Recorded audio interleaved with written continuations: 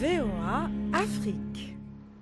Heureux de vous retrouver pour un nouveau numéro de Washington Forum. Jacques Aristide dans la capitale américaine.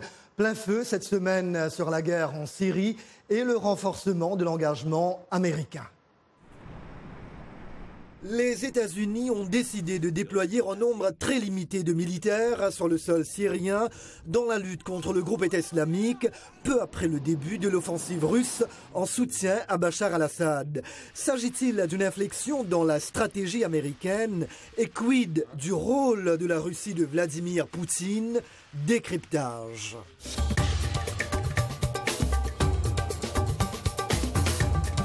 Washington Forum.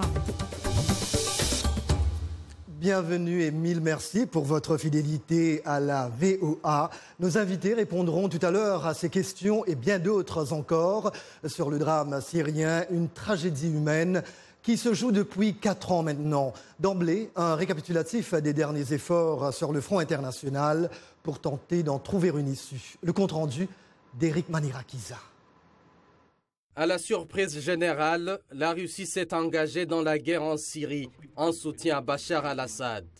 Moscou entend se montrer incontournable dans ce conflit.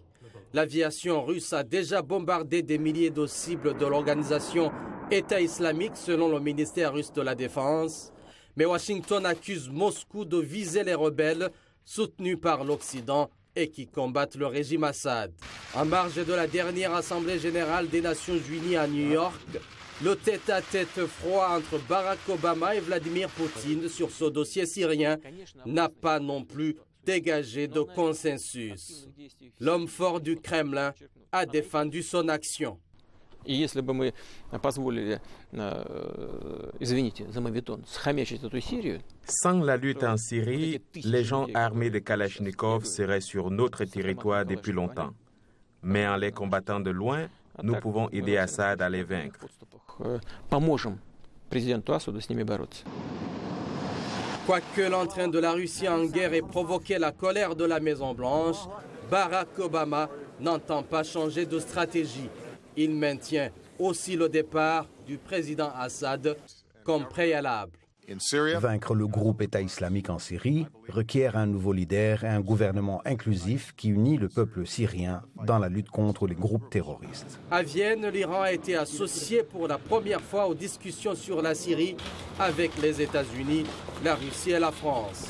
Laurent Fabius, ministre français des Affaires étrangères, privilégie d'abord la lutte contre l'État islamique avant de penser à la transition politique. Il faut qu'il y ait des changements importants. D'abord, il faut lutter encore plus efficacement contre les terroristes de Daesh et de Jabhat al-Nusra. Ensuite, il faut organiser la transition politique.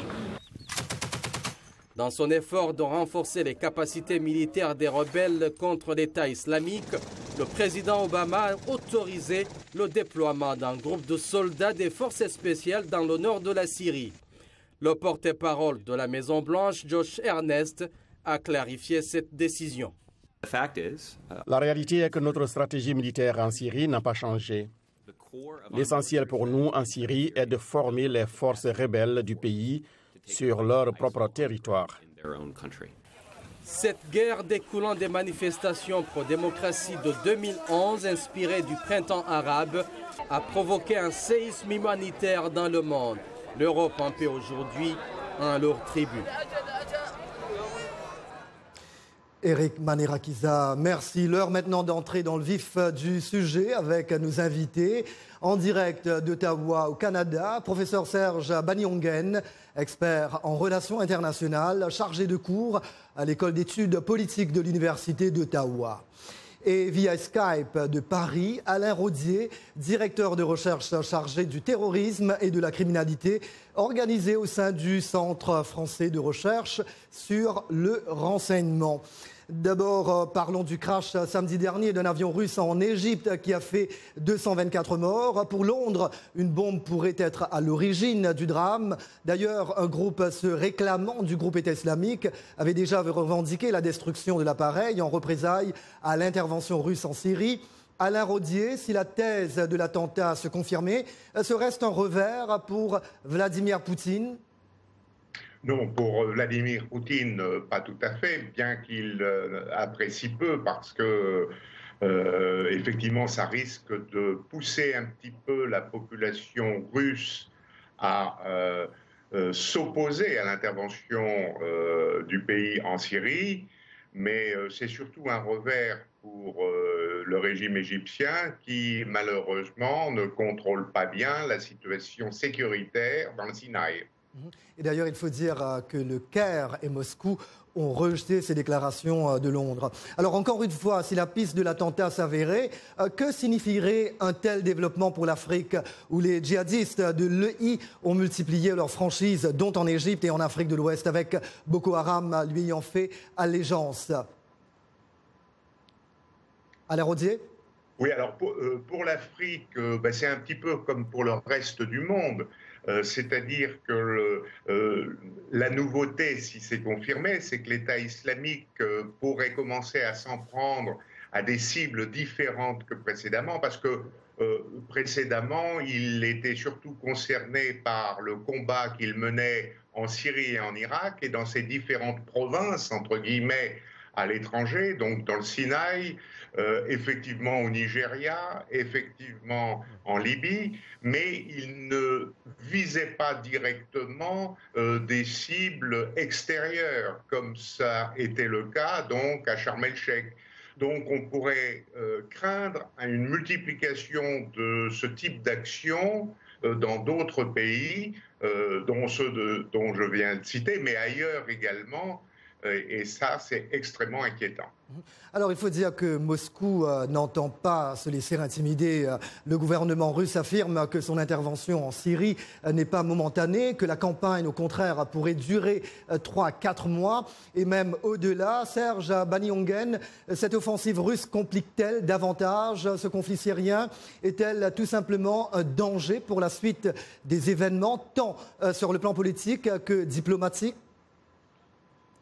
Mais disons que pour le moment, c'est un peu les affirmations du secrétaire d'État, du sous-secrétaire d'État aux affaires étrangères chargé du Proche-Orient américain. Mais en réalité, la Russie joue aussi sa propre carte, sa propre partition. Il ne faut pas oublier que ce conflit ne peut pas être vu, ou la participation russe ne peut pas être vue sans la connecter avec justement le conflit en Ukraine. Parce que, comme vous le savez, la répression économique engagée par justement les puissances occidentales a eu un impact assez majeur, un impact majeur sur l'économie russe et notamment sur la monnaie russe, le rouble. Alors, en revenant maintenant sur la scène politique et la scène militaire syrienne, le président russe a compris 2 choses. D'abord, oui, il a raison, il sécurise ses bases arrière parce qu'il ne faut pas oublier que la Russie a été longtemps et est toujours prise avec une certaine rébellion de base islamique. Hein. Ensuite, oui, et un deuxième aspect qui est beaucoup plus technique et géostratégique, c'est qu'il redevient un joueur avec lequel il faut compter. Voilà. Alors, Alain Rodier, jusqu'à la semaine dernière, le président Obama refusait tout déploiement de troupes au sol en Syrie pour ne pas engager l'Amérique dans une nouvelle guerre au Proche-Orient. L'envoi de cette cinquantaine de militaires en ce mois de novembre représente-t-il vraiment un revirement de la politique américaine ? Non, on ne peut pas parler vraiment de revirement. C'est pas 50 militaires, même des forces spéciales, qui vont peser d'un poids extraordinaire sur le plan tactique ou opérationnel.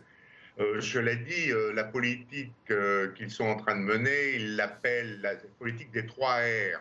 Ça veut dire Raqqa, Ramadi et Raid.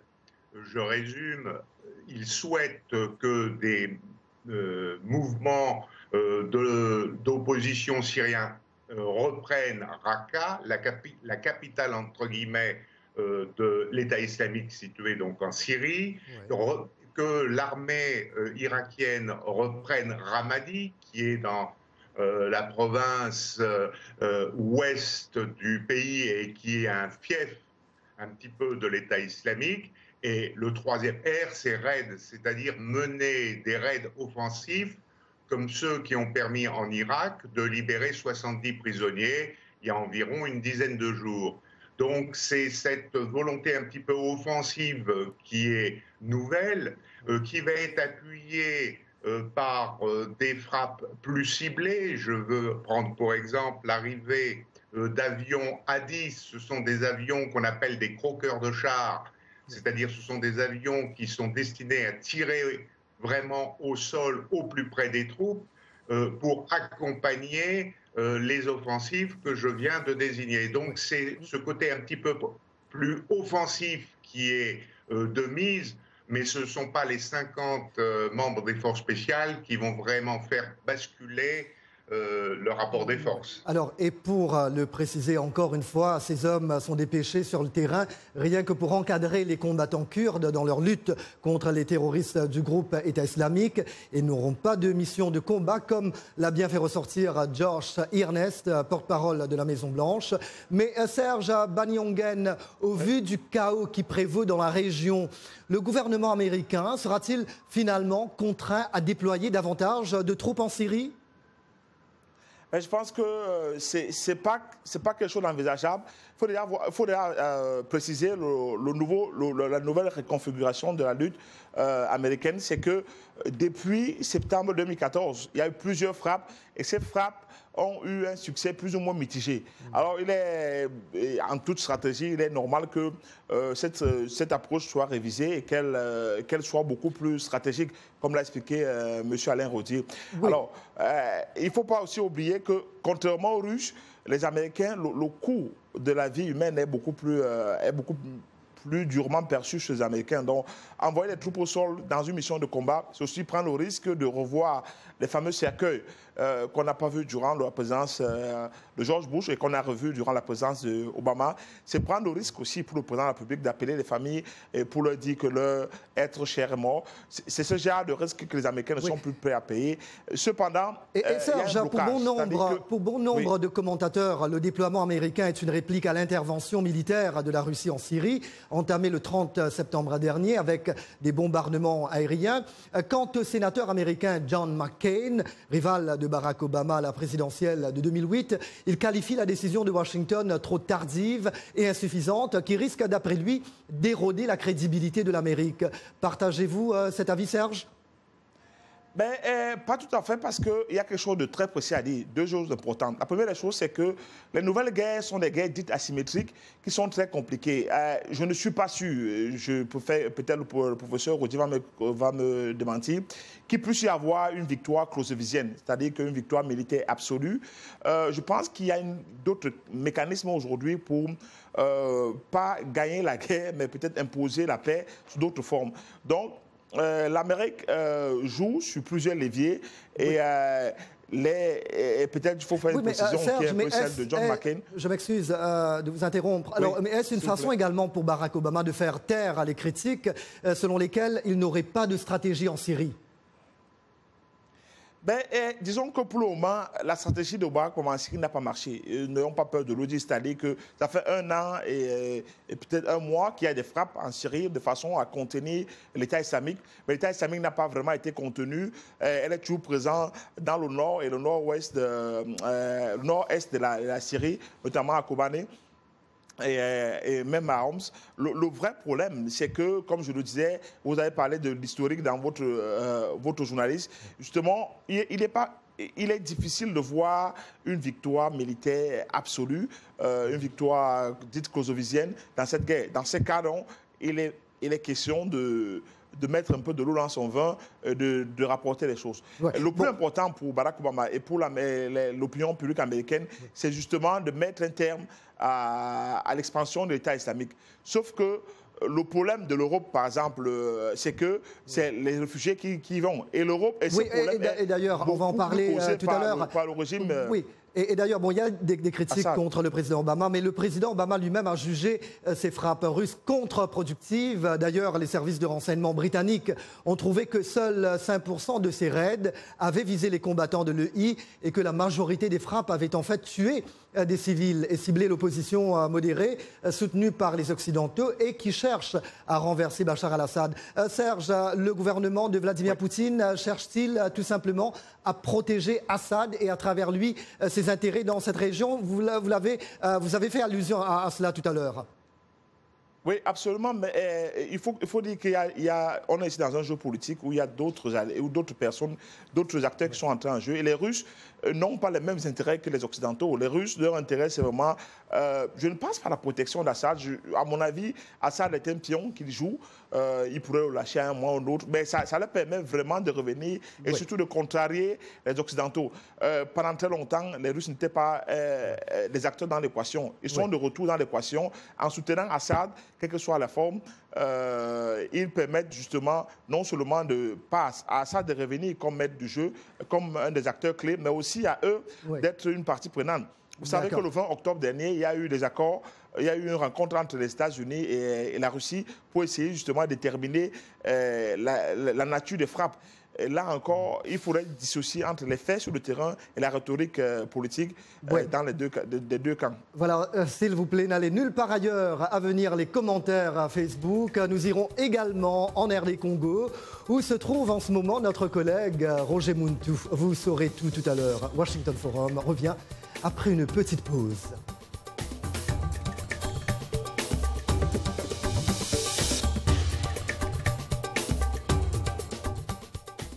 Washington Forum, le décryptage hebdomadaire de l'actualité et des sujets qui vous touchent dans votre vie quotidienne. Débat en profondeur, interactif, aller au-delà de la nouvelle. Une perspective à partir de Washington sur des questions importantes. De Kinshasa à Abidjan via d'autres capitales mondiales. Washington Forum. Washington Forum. Depuis Washington jusqu'à chez vous, en passant par d'autres parties de la planète, Washington Forum, votre rendez-vous sur la VOA. Jacques Aristide de retour avec vous. Gros plan sur la situation de plus en plus compliquée en Syrie. Vous avez partagé votre avis sur la page Facebook de VOA Afrique. Ayouba Touré de Bamako, Mali. La Russie est en train de déjouer leur coup qui est de faire partir Assad et d'avoir la mainmise sur la richesse syrienne et une emprise totale sur toute la zone. Ils sont donc obligés d'infléchir leur position. Magania Katema Waboshi, président du club VOA Ouvira en RD Congo. L'envoi des forces spéciales en Syrie par l'Amérique est un coup d'accélérateur à la guerre. Nouhan Diakité de Kindia, Guinée. Les États-Unis doivent quitter complètement la Syrie. Ils vont se heurter à la Turquie dans l'exécution de ce nouveau plan. Laurent Bouddha de Ouagadougou à Burkina Faso. La France et les États-Unis prétendent lutter contre le terrorisme. Pourtant, ce sont les mêmes qui parlent de rebelles modérés en Syrie. Quel paradoxe. Comme on le dit, enfant de serpent et serpent, donc soutien à Poutine. Et nous retrouvons nos invités, Alain Rodier, directeur adjoint du Centre français de recherche sur le renseignement, et professeur Serge Banyongen, chargé de cours à l'école d'études politiques de l'Université d'Ottawa.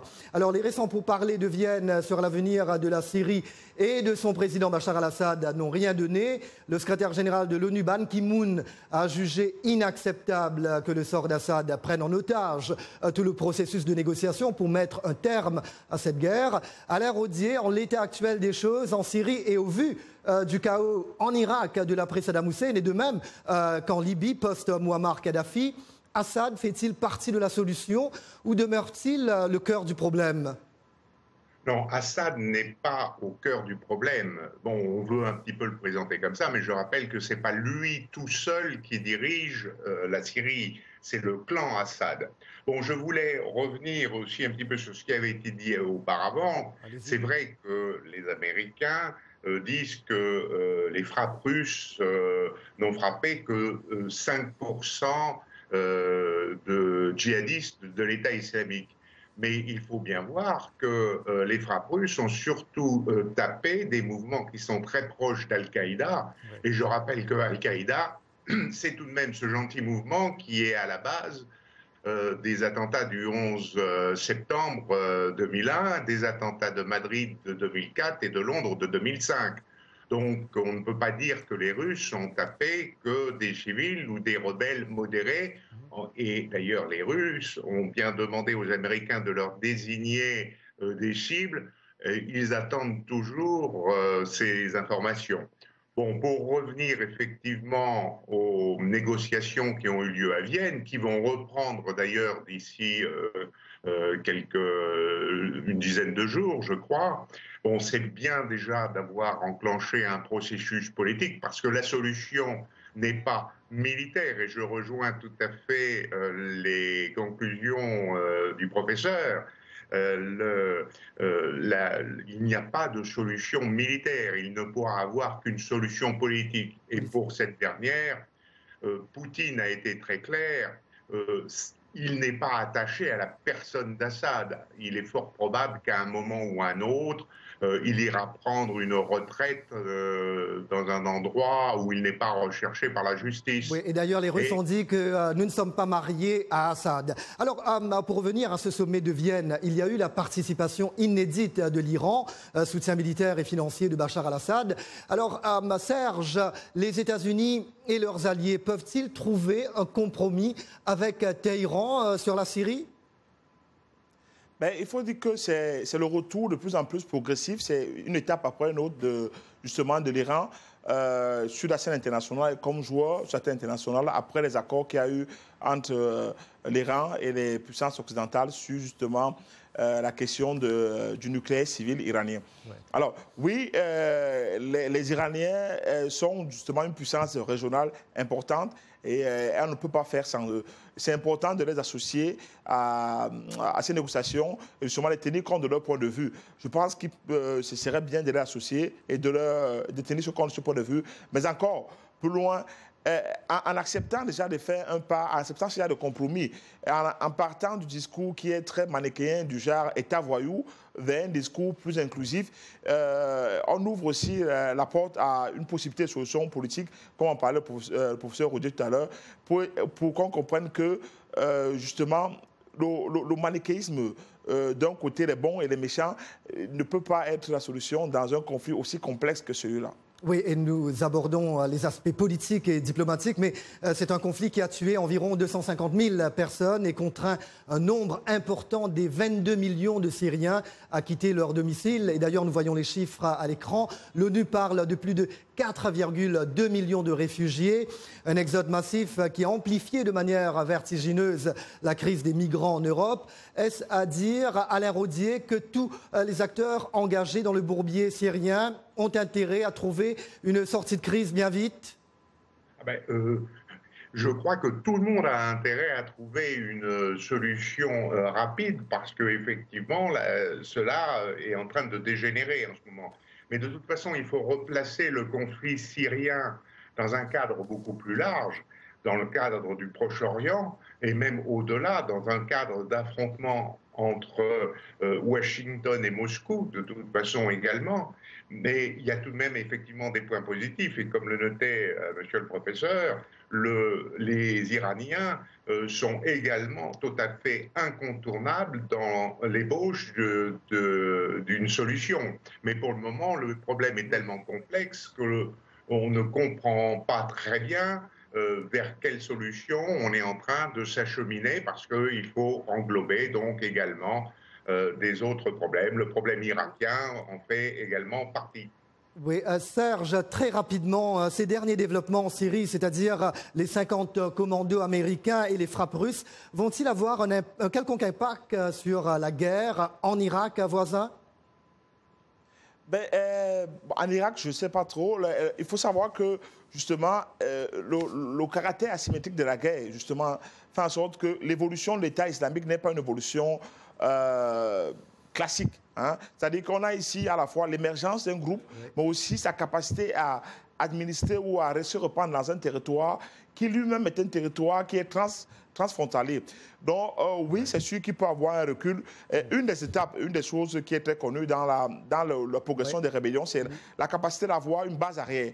Et l'Irak, jusqu'ici, a toujours été une base arrière. Serge, on devra boucler maintenant. Merci à nos invités, professeur Serge Banyongen de l'Université d'Ottawa et Alain Rodier du Centre français de recherche sur le renseignement.